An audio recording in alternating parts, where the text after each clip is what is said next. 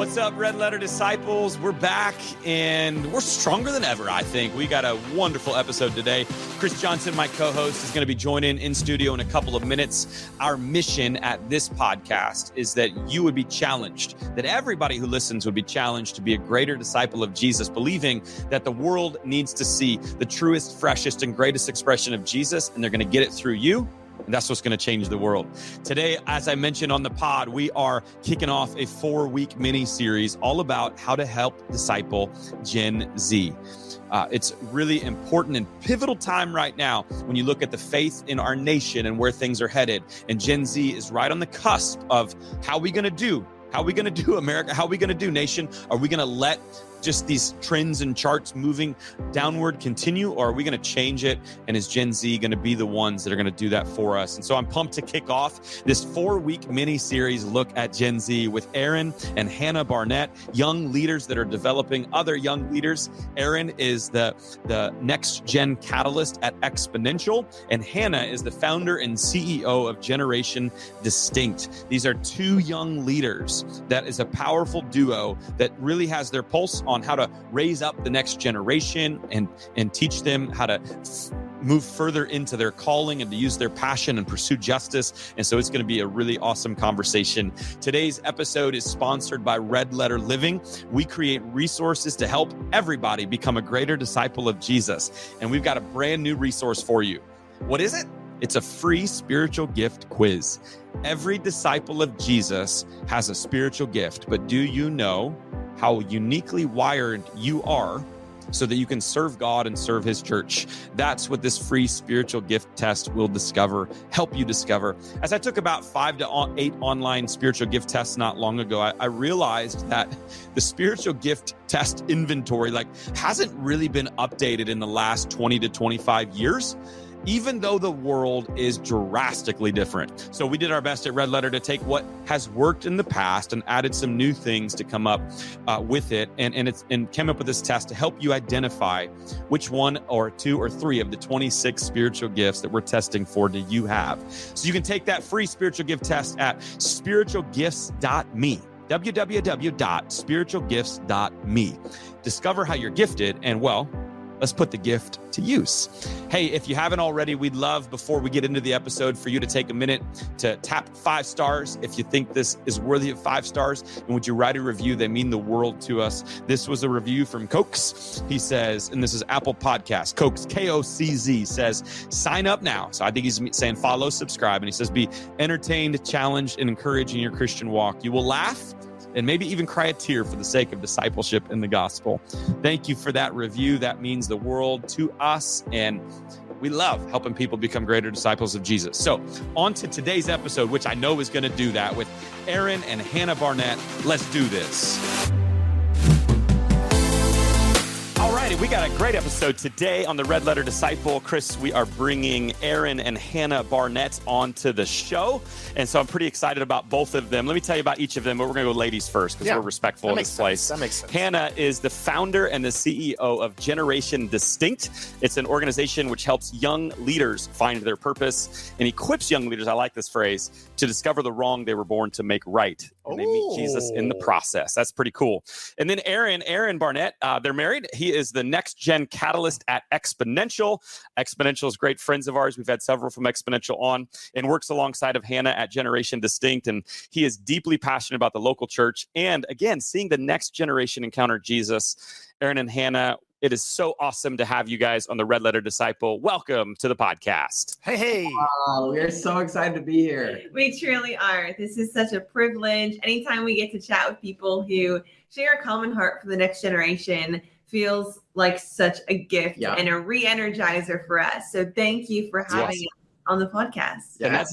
And that's exactly why I wanted to have you on. God's just been stirring my heart to help do whatever I can to steward this platform and anything else to raise up awareness about what the next generation's going through, how older people like us can maybe help, and also then, how to inspire. And what, I'm calling you old? I mean, I'm 27 this year. This is crazy. Wow, you don't age. I love it. I don't.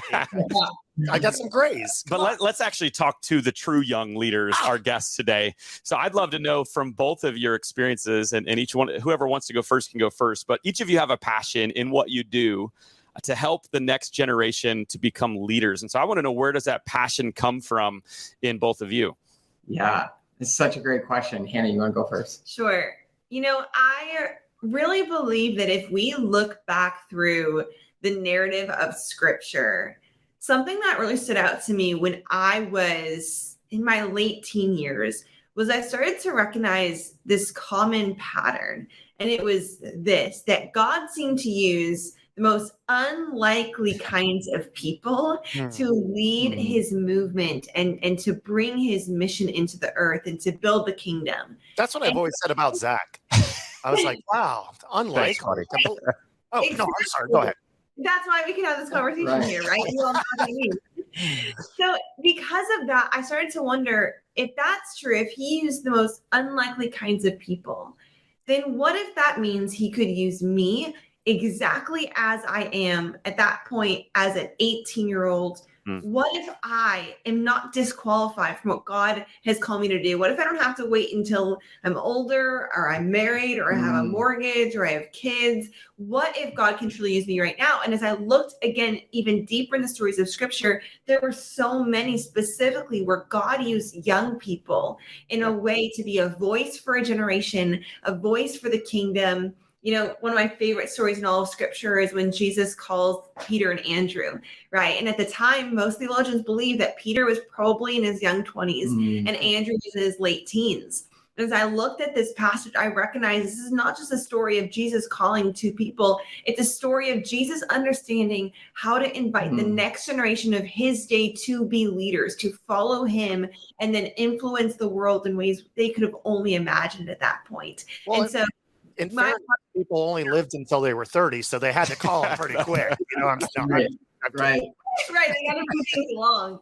So that really did give me a heart and a vision for this idea that what if, instead of just telling young leaders, hey, one day you can lead, one day you can try and contribute to society, what if we called them leaders today? What if we communicate to them that they can say yes to the calling of God in their life now? How would they steward the life and the influence that they have now differently? Yeah. And so that really sparked my heart for it. Yeah, that's so good. And I think to add to that, what I love about the story of Peter is when Peter's casting fish and he's been toiling all night, his nets, and Jesus is like, hey, Peter, cast your nets on the other side. So he casts his nets on the other side. His nets are breaking. His boats are sinking. He has to call a community of his friends over to help him out. And so what I love about Jesus in this moment, even with Peter, is, Jesus could have said, hey, Peter, if you really want to be a great leader, you need to build better boats. Like, you need to build stronger nets. Like, clearly you're weak, like you're small, you're not strong enough. So you need to start working out, because you need to have your friends come over to help you out. But Jesus actually didn't say any of that in that moment. What he actually did was he said, Peter, why don't you come and follow me? And often when it comes down to leadership, and this question that you just addressed with us is, who is following you? When I was in middle school ministry, working as a youth pastor, what I loved is walking into small groups and creating a climate of safety for young leaders, these middle school kids, to say, hey, who are you? This is a climate of safety. What is God doing in your life? Why don't you share? So we would give leadership permission. We would raise the bar, the language for these young leaders to rise to. And I saw these young leaders go out into their communities and their schools, try to evangelize their friends. They'd be like, Aaron, I came back, I tried to evangelize my friends in my school, and it didn't really work out. But, we celebrated the heck out of them. And so what I love about leadership, what I love about the next generation of leaders, is actually investing into the people that say, hey, I'm going to give it my best shot. And who are the people that are actually following you, just like Peter did with Jesus. Very good. I love that you brought the story of Peter up. That's one of my absolute favorites. And so I just think it's incredible that Jesus would call, and he's, by most accounts, at least, one of the older disciples. And so if he's young 20s, we probably got a lot of, teenagers that are right there. And I think as I look at all the stories of Peter and fishing, like, thank God Jesus came into his life. Because have you noticed he never catches a fish without Jesus helping? Like, I don't think he provided for his family well. He's like a stormtrooper shooting. They never get anything. Right. Yeah. The only thing I would disagree with you on the Peter story, though, I'm sorry to do this, Aaron, it's not a good practice for a host to disagree, is I think Peter was actually pretty strong. I think he was pretty ripped because in John 21, that dude alone drags 153 fish onto the shore. True. So, I mean, that's like a pretty good, like, I think the dude's pretty ripped. Yeah, But I think you're going to have like a new Peter challenge where a bunch of people line up on a booty and see if you can actually pull it, you know? Yeah. It's the new CrossFit challenge. Can you drag 153 fish? Biblical CrossFit. So as you're looking then at next generation, Gen Z, like what is giving you hope about this generation? And then is there anything giving you pause as you're in this space and trying to catalyze this generation? I think every generation has a strength and a shadow side. And it is always interesting, you know, being the young person in a lot of the rooms that I'm in, there's two completely different opinions. And I have to walk in and figure out which room I'm in the moment. Some rooms I walk in and the next generation is the problem of society, right? We are addicted to technology. We are consumed with social media. We are, you know, ditching the Bible for, you know, more futuristic kinds of views, right? There's like all these things that it seems that older leaders sometimes just kind of dump as the next generation's problem. And then there is another perspective where I walk in the room and these leaders see the passion that I carry as a young person, see the zeal that I have, see the energy and the excitement and the vision I carry. And they say, okay, there might be some things to sharpen and to mold, but I want to empower the passion that you have. And I really do think that latter perspective is really helpful. And even for me, I'm right on the border between Millennial and Gen Z. So I'm kind of right in the middle there. And then there's also Gen Alpha already coming up, right? Like Gen Alpha is about middle school age now. They just entered your middle school ministries, if anyone's a middle school pastor.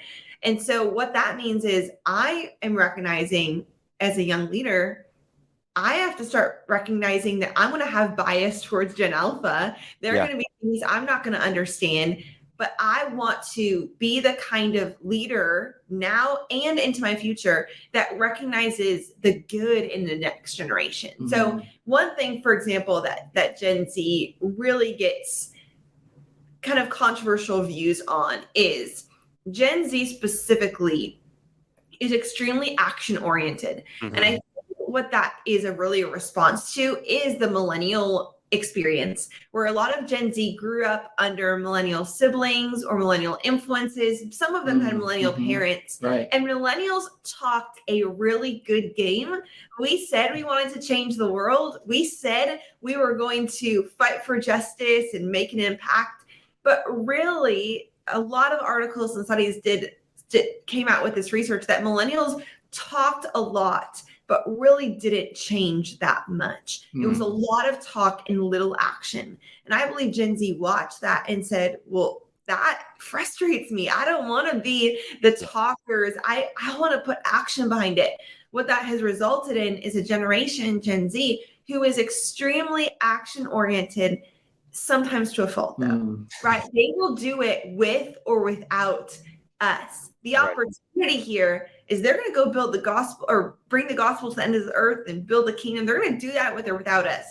The pause, though, is that if they do that without us, if they do that without senior leaders, if they do that without the covering of a local church, there's a lot of danger for that to end in a really bad spot. And so what I believe the best opportunity here is to recognize, okay, Gen Z is going to go with or without us. So we're going to choose for them to go with us, and we're going to get behind what they're doing. And if they have a vision to host a worship night and they're going to gather a ton of their friends and it doesn't align with what our youth ministry strategy is, but they have passion and vision, I'm not going to limit that and squash that vision. No, I'm going to show up and I'm going to pastor that young person who's leading it. And I'm going to cover them in prayer before and after. I'm going to meet with them after and unpack it and say, how can I support you? Right? Like, how can we as senior leaders get behind the next generation? Because again, as you said, the opportunity here is that they're action oriented. They'll go with or without us. The pause is that if they go without us, things could end badly. And so I believe the best response for leaders is to, again, maximize what they have to offer by simply partnering with them and being that covering for them. Yeah, I think that's really good. And I think that, so being in youth ministry for 20 years myself, one thing that I've noticed the change is that Gen Z just doesn't want to sit in the pews. They want to get out there. They want it to be interactive. Right. They want to have a voice in it. And I love that. And I'm so glad that you've really picked up on that. And that's amazing. Yeah, exactly. I couldn't agree more. That's cool. With the former understanding, that first part that you put, that sometimes older generations have of Gen Z, like, because this is what I feel like is so much I feel like we just, first off, every generation makes fun of the next generation. Oh, yeah. And as Christians and disciples, I can't figure out why that's a good strategy or tactic to be negative and demeaning. Get off my lawn. You know, and some of it's funny, like the avocado toast stuff with millennials. Yeah, like we bought so much avocado toast we can't afford a home. Get that. Like, that's funny. I can laugh at that as a millennial. But like, why do we feel the need to tear down the next generation? And what is it that you think older generations misunderstand about Gen Z? Because I think if we can get to that, it would help us. I'll take that one, because none of us want to feel old. And so that's so real. That's so real. I think it's fascinating. This is a fascinating question. I actually speak on this often. You know, with the next generation, Gen Z, you know, they grew up, they're digital natives. They grew up on social media, TikTok, Instagram. And what I love about those platforms is they don't have permissions for them to create on. Right? So Gen Z can go to TikTok, Instagram, and say, hey, I would love to create here. I would love to build my business here. I would love to build my passion project here. And secular platforms are just saying, yes, do it. Run with it. But I think so often when we come to the local church, or even building intergenerational mentorship that is super need within the local church, is sometimes I think we need permissions to create. So even when it comes down to intergenerational mentorship within the church or intergenerational unity, I feel so often that the next generation, they only have their voice, they only have opinions, they only have ideas. You know, when I was a younger leader, I had ideas for decades. And there's two sides of this coin, right? One side of the coin with ideas is, here's a young leader casting ideas, want to do this, want to do that, would love to change the world. But on the other side of that idea coin is the person that's giving the ideas. Are we as leaders knowing that they might be trying to filter out with them specifically what you would want to implement or what you wouldn't? And so what I think with this question, it's very vitally important that when we want to bridge the gap with senior level leaders that are, as my friend Grant Skelton would say, are chronologically superior. That's great. Actually do that. And I think the bridge that we have to start talking is, you know, death and life are in the power of the tongue. And so if we're speaking that, you know, older generations don't really care about the next generation, or they actually don't want to invite them into the table or whatever it is, like, I feel like we're speaking death. But what if we could speak life, that we want to be generations that actually build bridges instead of keeping silos? Yeah. Zach, you may be taller than me, but I am chronologically superior to you. Yeah. There you go. Wow, you have that one in your back. I love that one. I'm going to use that. Taking it back to Florida, baby. Let's go. That's good. I've got two Gen Z kids of my own, and so it's more than just a ministry thing for me. It's a family thing for me, and again, I think if we're just able to look and through the eyes as well as we can, even though we're chronologically superior to the younger generations. Like, I think it would build so much empathy. And that's where my heart, like last year, was just stirring, is the more I looked into like what they're experiencing, the more I see it in my own home. Like Gen Z is dealing, the next generation is dealing with stuff that I didn't as a millennial even deal with. Right. They're dealing with a way faster pace of life. They're dealing with gender confusion and racial tension at levels that I never experienced. Every year they've grown up, there's been a major school shooting. The first one I remember was when I was in high school. And now it's like an every year thing that's normal for them. Yeah. And so that would be my question, is what can we do to build empathy? Because I think that's such a big piece of like speaking well and using your tongue, like you said, for life and not death, is getting into and understanding what it's like to be a Gen Z or the next generation. So how can we build empathy with them? I think the best way to build empathy, and this goes for every relationship, whether it's a divide of generation or a divide of race or a divide of gender, is relationship.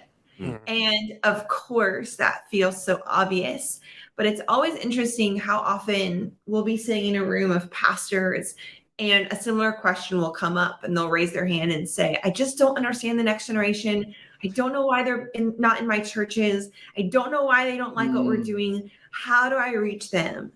And then we ask them gently and kindly, hey, do you have any relationships with people in the next generation? No. And they don't. Right.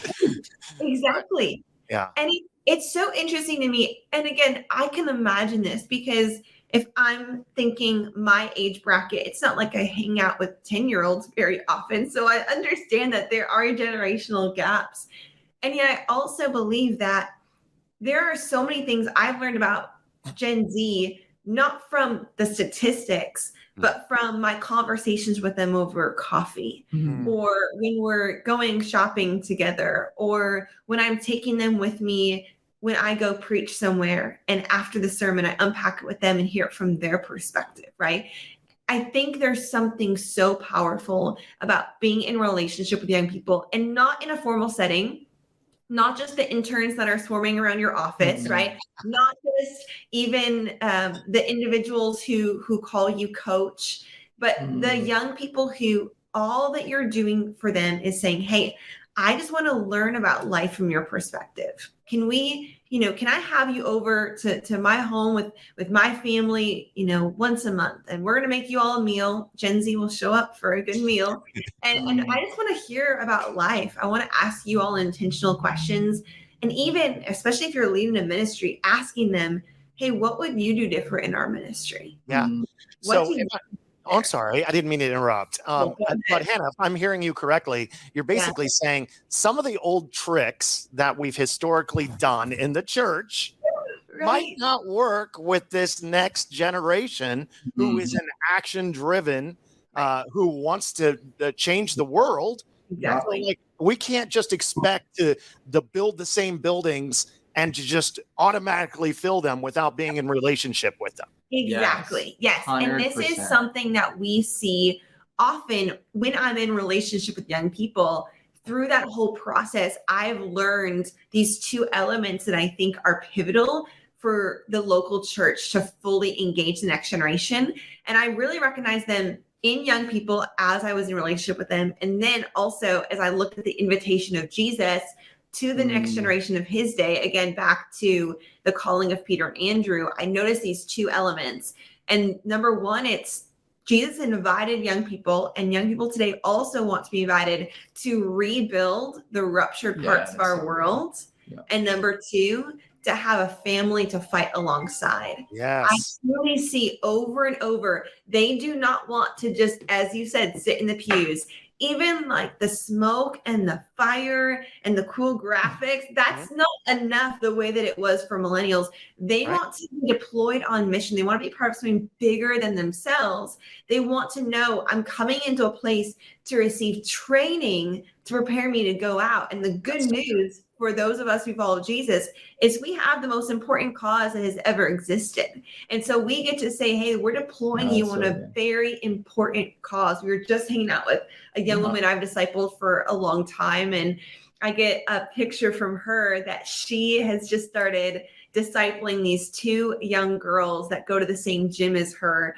And I've been talking with her for a long time of, hey, it's going to be your turn. It's going to be your turn. And she's just done it now. And her faith is alive because she is alive with this excitement and the passion and the risk involved with inviting 2 young people to be discipled, right? Like there's this action about her life. And then next is this family to fight alongside. I've noticed so much that Gen Z, they're not just wanting to go to a small group where they sit in a circle and go through a few questions. They want to know that there's these people, these relationships that will be forged in the fight, right? If we look at the example of the disciples, I believe they were so unified that they were able to stay on mission together even after Jesus went back to heaven, because their relationship was not just, again, sitting around a circle and talking about ideas of the gospel. They were sent out to go preach the gospel side by side. They were being beat up. They were having to go through difficult times. Right. They were walking through moments of sacrifice and hurt, and they were doing it together, so much so that this family was forged. And I think a lot of times the next generation, if we can say, hey, you're not just coming to an event, but we're going to send you out in groups to go evangelize your neighbors. Hey, we're going to go send you out in your schools, that you are intentional to love your campus together. Or, hey, you both have a passion to help girls in human trafficking. We're going to both send you together to go serve in this ministry. Like, how can we deploy them together? And I think we'll really understand and engage the next generation in some really effective ways. Beautiful. Yeah. So good. Yeah, I think as you're talking about that, I was thinking too, like, obviously everybody can have their opinions on Gen Z, but I think part of the reason they are the way that they are is because of how older generations have lived and have represented Christ and have, raised their families and things like that. And I won't speak for my whole generation, but for myself, like I can just know, and I see a lot of my age, like there's just this build in America, at least in us, this desire to be comfortable and to like avoid suffering at all costs. Amen. And so we just try to set up these lives and these little kingdoms that are really safe and really comfortable and risk-free that we're not forged in the fire. Right. We're forged in the comfort, and that actually there's nothing there. And so I think with Gen Z, they're recognizing and seeing this and saying, no, there are injustices in this world. There are problems in this world, and we need to not avoid those for the sake of comfort, but move into them for the sake of our calling. Exactly. So how do we, I guess, what does it look like, and how can we get out of that idol of comfort or that move towards that and embrace suffering may not be the right word, but like lean into it a little more, because I think that's a lot of where our character comes from. Is that and embrace suffering is not going to sell a lot of t-shirts. Right. True. You need to try that though. Embrace suffering. Yeah. See what it goes. Yeah, I think what I love what Hannah's talking about and touching on is entering in, right? Like we were just talking about empathy. We were talking about how to forge empathy.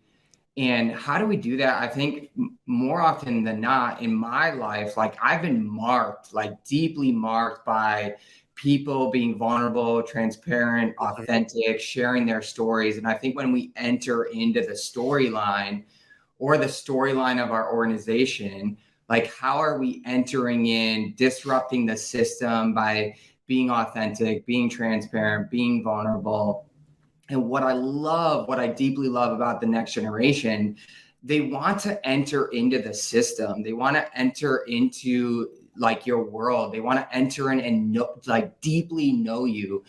And more often than not, I think in a culture that's like cancel culture or that vulnerability is weakness, I think we have a lot to do with generations to actually go into these spaces and places that are scary, that are deeply scary, to invite young leaders to critique our systems, to critique what we're building, to invite them to the table and say, would you bring your friends here? You know?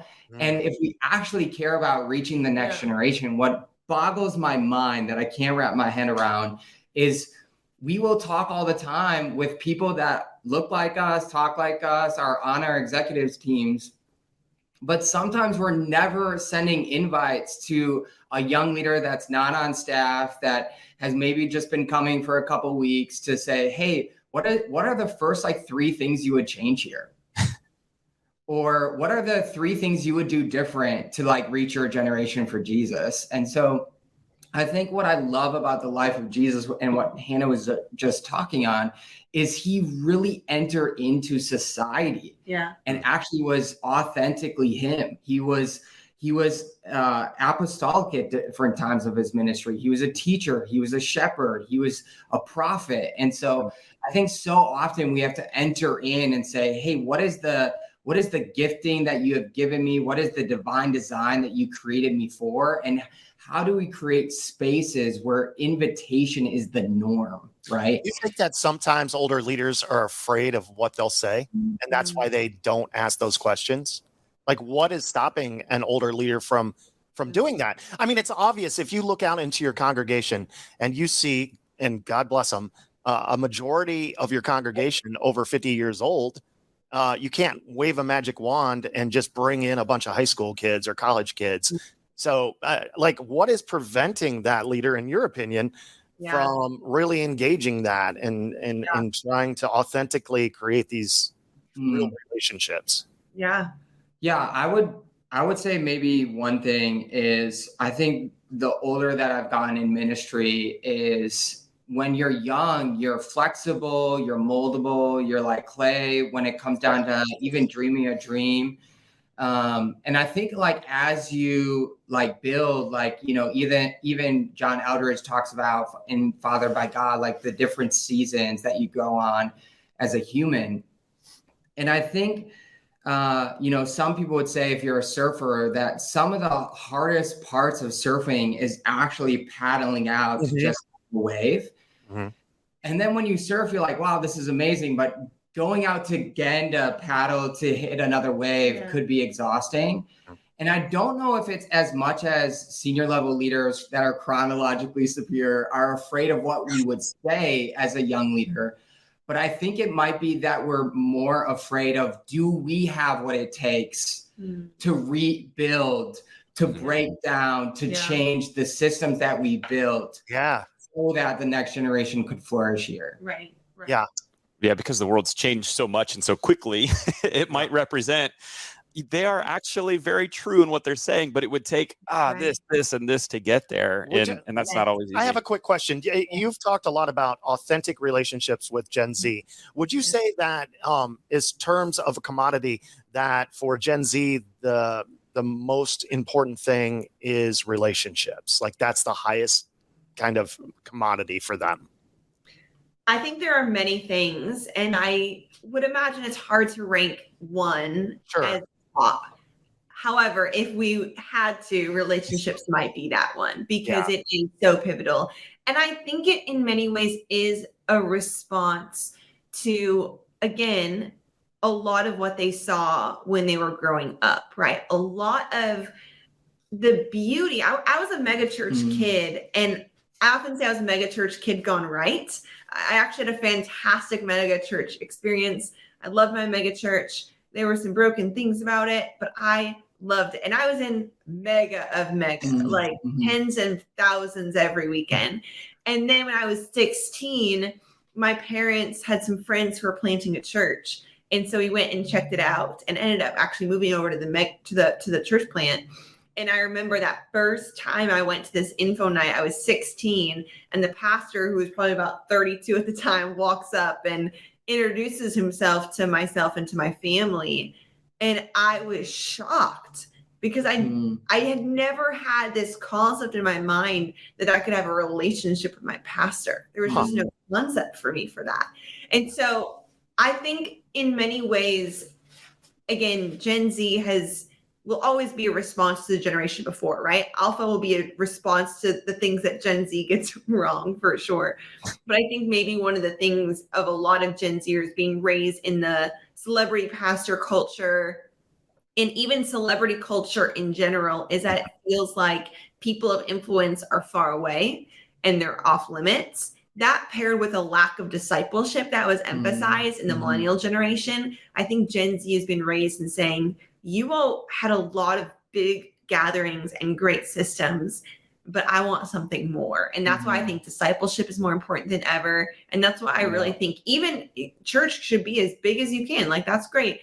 And if there's not a strategy to have discipleship present within a large church, I think that's where it breaks down. Because I think I had a great experience at my mega church because I didn't have a relationship with my pastor, but there was a young woman who worked in the kids ministry who invested in me, who saw a gift, who gave me opportunity to lead and really discipled me. And so I think relationship is so important. And I think how that flushes out is the importance of discipleship. I mean, I can't get close to Joel Osteen either. So I'm kidding. Go ahead.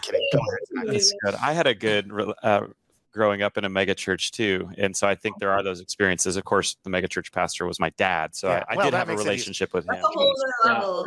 Sort of. Yeah, and I the other day I asked my, because you just ask Gen Z, like, what would you change? What would you do? So I asked that to my 15-year-old Nathan about, hey, what do you think about just the worship service in general? What would you do different? He said, well, I think I would offer hibachi as well as a worship service at the same time. And I thought, there may be something there. Anyway. And so guess what his church is doing next week? No, not really. Love it. Chicken. Throwing those shrimp, those fish that Peter caught. Anyway, Hannah, tell us a little bit. I know you founded Generation Distinct. And so part of, I know your heart in what we're talking about today is it's not just in your heart, it's in practice. And I love what you're doing with Generation Distinct. And so one of the taglines that, I found fascinating was, we're discovering the wrongs they were born to make right. Yeah. And so what are some wrongs that you're really pushing to make right through Generation Distinct, and how's it going? Thanks for asking. I loved getting to share about what God's doing through Generation Distinct. Yeah, it's so cool. It's been such a journey, truly. God gave me this vision when I was 16 years old. And really, it was this big vision where I thought I wanted to go out and change the world and fight for justice and make an impact, as, again, many young people do. And God just gave me this vision. He said, you can do that, Hannah, but instead I want to use you to empower a generation to make wrong things right in the world. And in so doing, you'll have a greater impact. And so at 16 years old, I ran up to my little bedroom at the time and I had this whiteboard. I started drawing out all these ideas and visions of how I could equip my generation to truly understand their calling and then have strategy to walk it out. Because as I grew older, what I started to recognize was I saw so many young people saying very similar things as I was saying. I want to make a difference. I want to change the world. I want to fight for justice. But as I looked at their life, I saw very little impact or very little action. And so I wondered, what is the gap between the passion and the ideas that are good? Many of them are beautiful, would help our world look more like the kingdom of God. I would love for them to be realized in these young people. So what's the gap between these ideas, these visions, this passion, and the action that it doesn't seem like they're taking? And we recognize the gap between passion and action with strategy. That if we could simply pair the passion of the next generation with real strategy, training, and mentorship, we would see the world even more look like the kingdom of God. And so that is really what we went forth to do. And so today, what Generation Distinct is we have an entire organization focused on unleashing the God-given calling within every young person. And we're trying to do that in every different way imaginable, because what we've recognized about young people, again, is that they don't just want to come and fit into a system. And we don't want to just limit them to thinking that the full extent of saying yes to God's call in their life is to be a pastor or worship leader. We recognize God wants to use them to influence culture at every level. And so we developed a 6-month online program that trains young people to identify the wrong they were born to make right, We use language that is very friendly to the next generation. We focus on 12 of the major injustices that we see infiltrating our world today, but we define all of them with biblical justice and help give them a framework and a worldview for understanding that ultimately the gospel is a solution to all injustice. And then in the program, they write their I exist statement. And then they go through 1 of 5 tracks to be trained on how they're going to use their newfound purpose to further the mission of Jesus in the world. So what are those tracks? I'm curious. Yeah, we have an entrepreneurship track, an evangelism track, a mentorship and discipleship track, a visionary track, which is arts and creativity, and then an activism track. And so in all of those, they're learning, okay, this is what I'm called to. This is what my purpose is. And how does being an activist further the mission of Jesus? How does being an entrepreneur further the mission of Jesus? How can I, as a teacher, go through the evangelism track to recognize how, as a teacher in a local school, as a, fresh out of college, 23 years old, I can actually help bring the gospel even into my local school. And so really what we're trying to do is we're saying we're going to send out innovative missionaries into every sphere of society to reach their own generation with the gospel. And it's been really beautiful to see. We launched the program. We became a nonprofit in 2017. We launched the program a little over 2 years ago. We have 15 young leaders in a cohort at a time. We're just about to launch another cohort in 2 weeks. And we've had about 130 young leaders from 9 different countries go through the program at this point. And it's launched just in time for COVID to hit. We're all virtual. And that's fantastic. That's what I'm saying. Like, it didn't even, you could do it. I know. God was in that detail for sure. Yeah. Man, that's so cool, guys. That is amazing. And I love the 5 different tracks because you're not just shoehorning people into saying, I had this conversation one time with a kid, and he came to church and he's like, I don't feel it. Like, I don't feel close to God here. I'm like, well, when do you feel it? He goes, when I'm walking around in nature and I'm in his creation, that's when I feel closest to God. And that's what I've noticed about Gen Z. You can't just force something upon them. You can't just say, hey man, just read your Bible for 15 minutes a day and then you'll feel it. They are active people, and then helping them discover where they feel God's presence, and then coming alongside and allowing the Holy Spirit to flourish. I love what you're doing. That's fantastic, guys. Thank you. Yeah, it's been really encouraging to see these young leaders go into all these places and bring the gospel with them in ways that we never could, right? And that's the whole strategy of Jesus, right? He trained 12 who then went out and launched churches and made disciples. And so in a cohort of 15, we might have a young person who wants to be a singer-songwriter. We might have somebody who wants to launch a podcast. We might have, somebody who wants to start a business, somebody who's a barista at a coffee shop and thinks that that's exactly where they want to stay. I mean, we have all these variety of young people. And instead of us saying, hey, here's the formula to do ministry, we're saying, what does it look like to do ministry exactly where you're at? Exactly the unique ways God has wired you to. You don't have to give up the fact that you want to start a podcast, but what does it look like to have a podcast for the gospel? You don't have to give up the fact, we have some young people that literally come in the program and they want to be an Instagram influencer. And part of me is scared by that. And the other half of me is saying, well, hey, if that's what God has put on your heart, you could literally influence people for the gospel, right? And so we're just saying, no matter what you feel called to, we believe that there is redemptive potential. We believe that it can be used to further the gospel. It's amazing now to see these young people go and do that. We just had one of the girls that was at our summer conference. So once a year, we have a summer conference where the young leaders who go through the program are invite only, into this small, really intense training on how you take the next step in your calling. Cool. We had a young woman who sang a song that she had written when she was in the depths of depression and suicidal ideation, and she never performed it anywhere. But at the event that we host, the conference, we give these young people an opportunity to try the gifting they think God has called them to in a room that's safe and encouraging and loving. And so we had this girl get up on stage. She's 21 years old and she lives in Nashville, and she has never performed on stage before, never sang the song. She performed it, and one of the other young women filmed it. This girl, the room shifted. The worship was unbelievable. It was one of the most beautiful moments. I would say that any artist, like worship leader artist, would book this girl. It was incredible. So we filmed it, and then she posted it on her TikTok, and it's now had almost 300,000 views. It went completely viral, and she's going to reach all these people with the message of the gospel through this music. Again, because it helped her realize that God can use this unique gift that you have to reach people that we can never reach. So it's can we get the link to that video? Yeah, put it in the show notes after. Absolutely. Yeah, cool. Well, and that's so cool to see how God will work through it.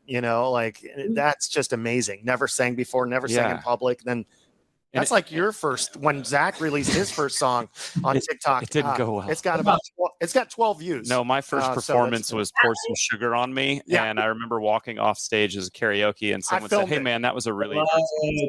So, which I think they meant, and you crushed it, but everybody else says that's not what they meant. No, YouTube actually wanted to reject it. But I'm curious. So, Hannah, you had that calling at 16, and it was distinct for you for what God wanted you to do with your life. I know that that's when those high school years were years that God really put it on my heart to do ministry, and has given me kind of, that calling. Aaron, is that similar for you too? Yeah. Age range? Yeah, I have an interesting story. I actually grew up in the church, walked away from God, was basically an atheist, agnostic, didn't really believe in God, and then was really crushed, went through depression, suicidal ideation, just the list goes on. And, at 23, I went all in with Jesus, never really looked back. So. What was it at 23 what shifted? Yeah. Yeah, I think I had just had, some people would say, if you think God is small, you'll always see God as small. Mm-hmm. But if you never know that God can be big, you'll never know how big he can be.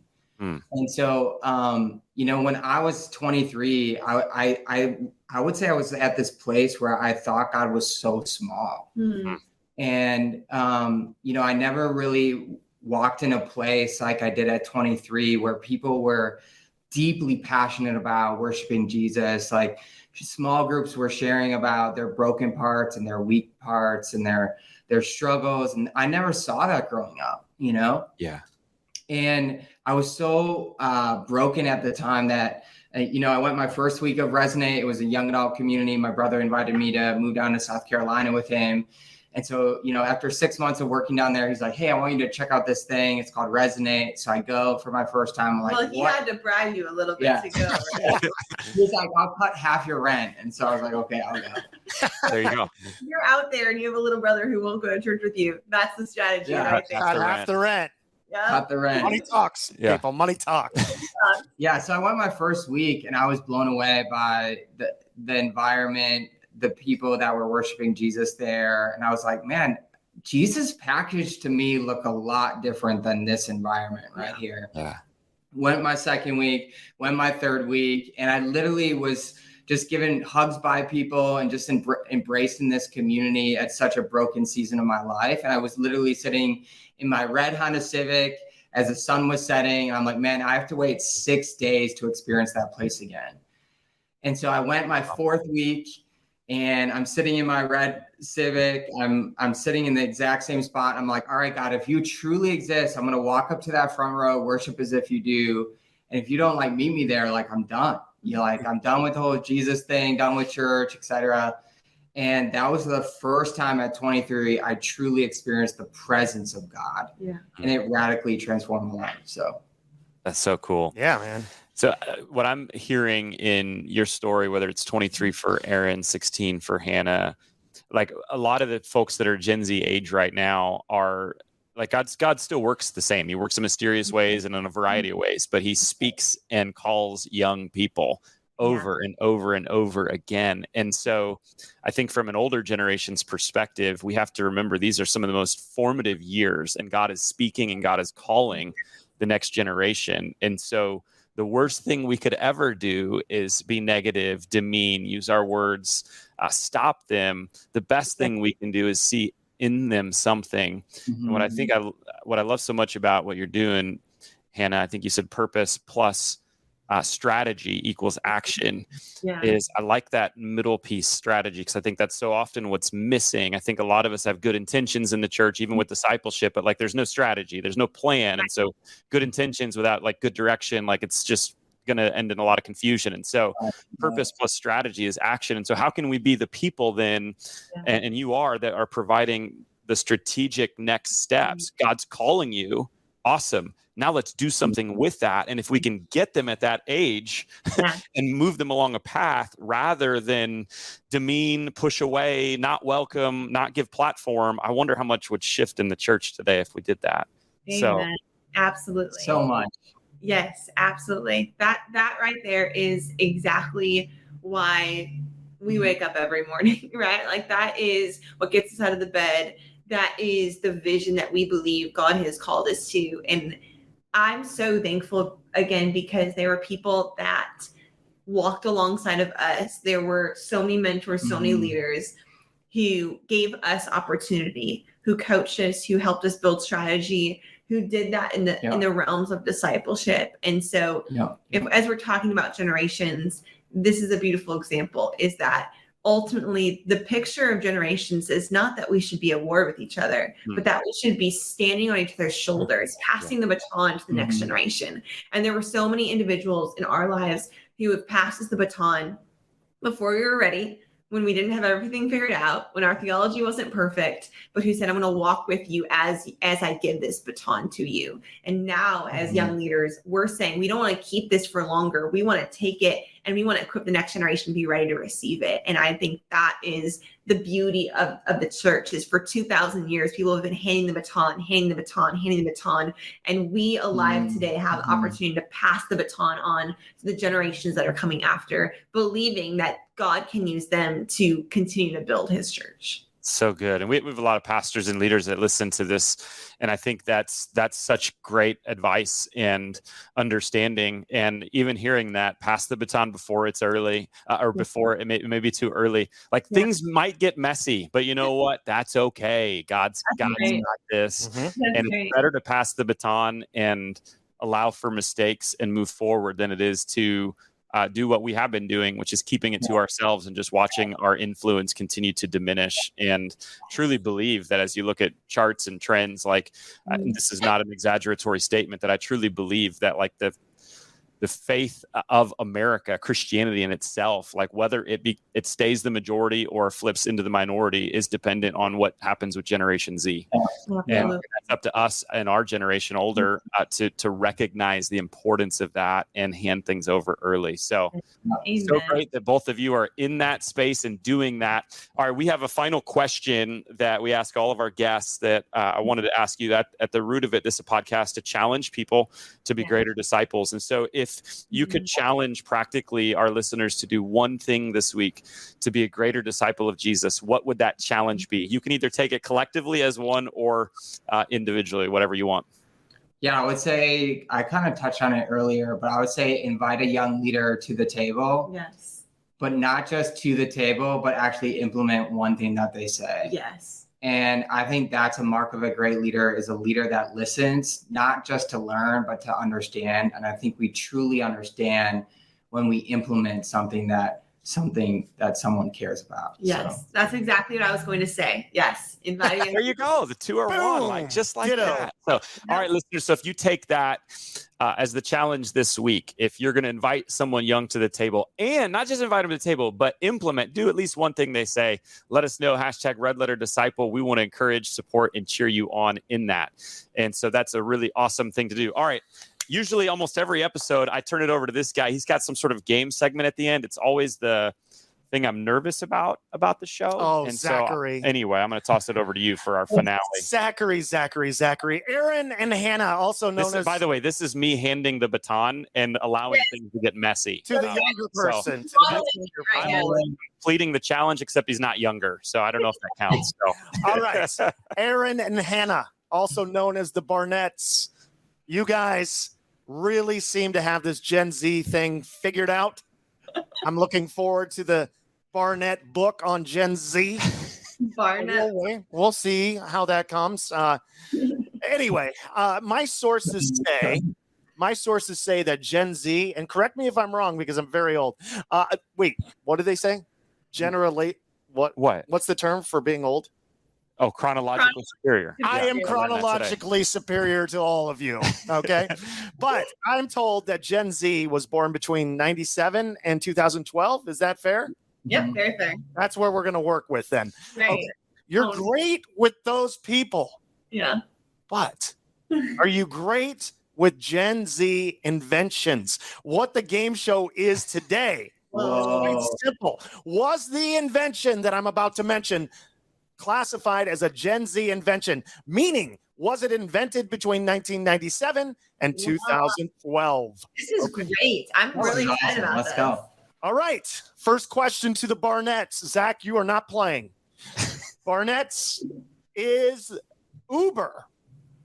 Uber, the app Uber, is it Gen Z? Meaning, was it created and developed and launched during 1997 to 2012?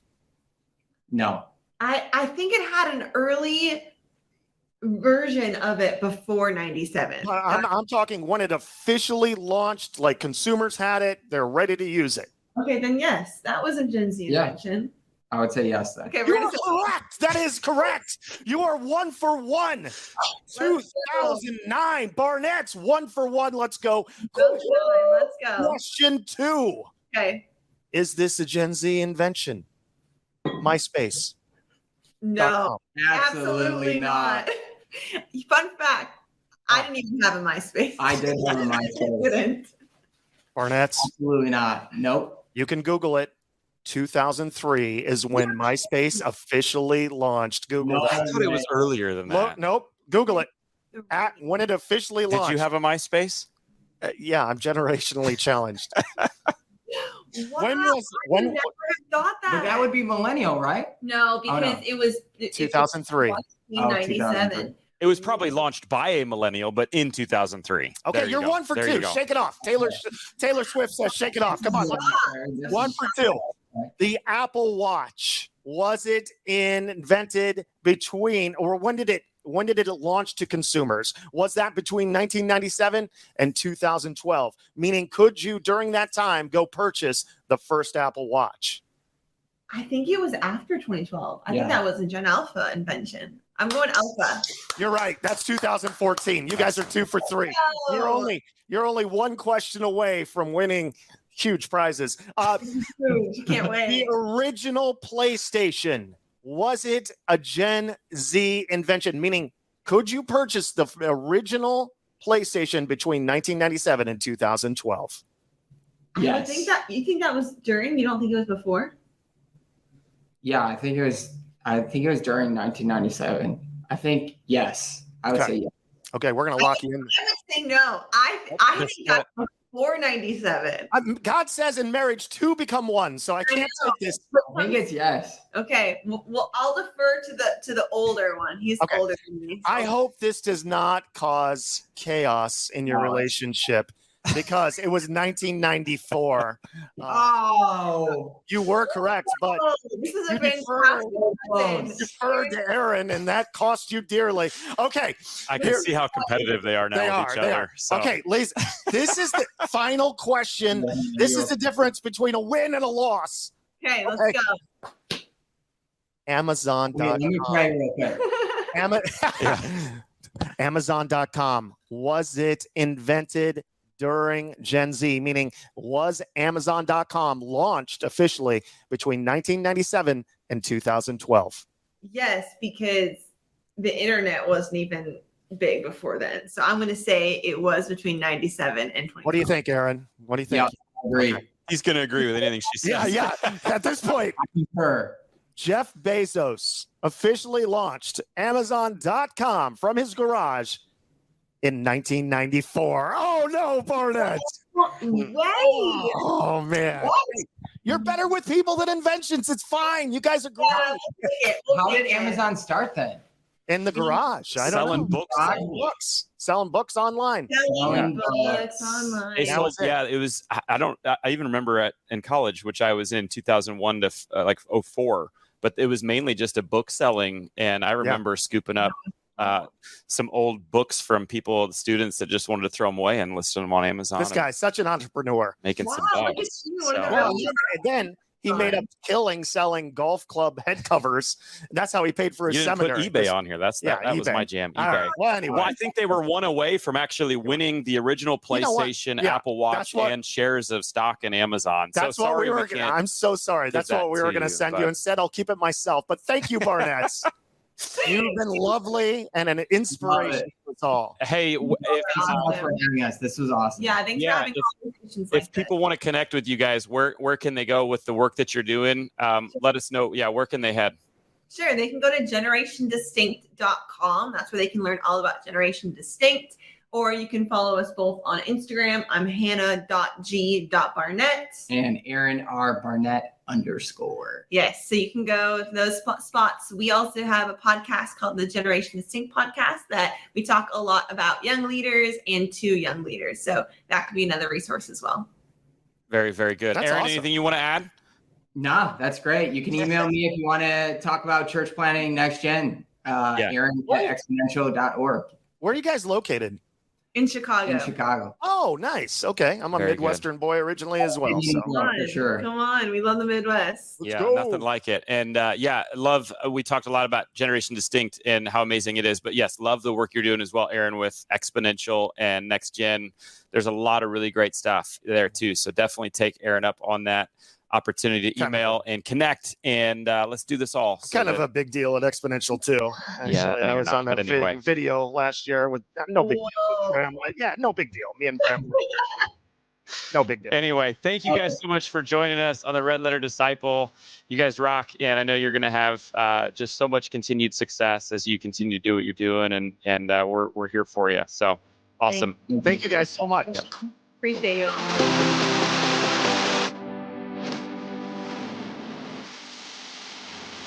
Such a great way, as I said, to kick off our Gen Z month here at Red Letter Disciple. And behind the curtain, here's one of the coolest things I think that happened to show you the integrity and how good of leaders Aaron and Hannah are in representing for young leaders. So after we hit pause and stopped recording, these two who know what they're doing, like you heard them, that brilliant answers, really good at what they do.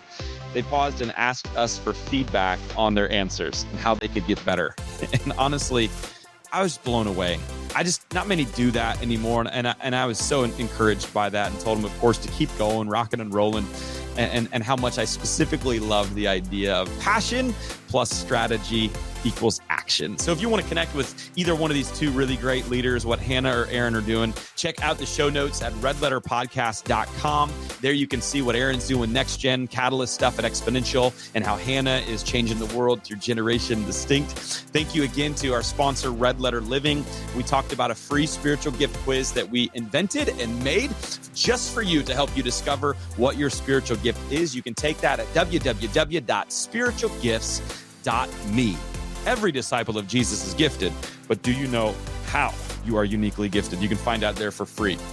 Hey, next week we're rolling on with Helping Gen Z, and we're bringing an author and generational expert, Stephen Robertson. Last year, he came out with a book called Aliens Among Us, where he drops 10 surprising truths about Generation Z that all of us, no matter what age we are and what generation we are, we need to know these truths. So much of doing ministry with Gen Z and with anybody, it really is understanding and building empathy. So can't wait to release next week's episode. Stephen, by the way, speaking of first, is the first South African we've had on the podcast. So we get that going too. So, hey, thank you so much for subscribing, for following. If you haven't already, do those things. And please, would you tap 5-star rating for us and leave us a review? And we'll see you back next week at Red Letter Disciple.